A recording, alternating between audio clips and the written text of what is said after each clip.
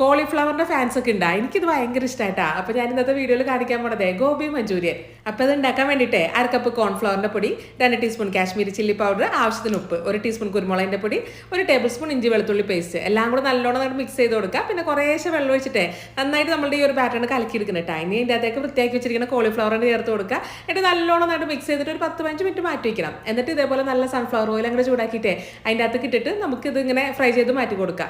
കുറേശ്ശെ ഇട്ടിട്ട് ഫ്രൈ ചെയ്തെടുക്കണം കേട്ടോ. നല്ല ക്രിസ്പി ആവണ വരെ ഫ്രൈ ചെയ്തെടുക്കണേ. ഇനി ഇതിൽ നിന്നുണ്ടല്ലോ കുറച്ചധികം ഓയിൽ കൊണ്ട് മാറ്റി വെച്ച് കൊടുക്കണം കേട്ടോ. എന്നിട്ട് അതിൻ്റെ അകത്തേക്ക് ഒരു 1/4 കപ്പോളം സ്പ്രിംഗ് ഓണിയൻ്റെ വൈറ്റ് ചേർത്ത് മിക്സ് ചെയ്ത് കൊടുക്കുക. ചതച്ച് വെച്ചിരിക്കുന്ന 1 ടേബിൾ സ്പൂൺ വീതം ഇഞ്ചിയും വെളുത്തുള്ളിയും ചേർത്ത് മിക്സ് ചെയ്ത് കൊടുക്കുക. ഒരു വലിയ സവാള ഇതേപോലെ അരിഞ്ഞിട്ട് അതും ചേർത്ത് കൊടുക്കുന്നുണ്ട് കേട്ടോ.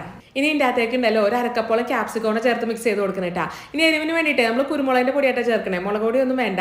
ഇനി ഒരു പാത്രത്തിലേക്ക് 1 tablespoon soya sauce, 2 tablespoon chilli sauce, 4 tablespoon tomato കെച്ചപ്പോടെ ചേർത്തിട്ട് നല്ലോണം മിക്സ് ചെയ്ത് കൊടുക്കുക. എന്നിട്ട് നേരെ നമ്മുടെ മസാലയിലോട്ട് ചേർത്ത്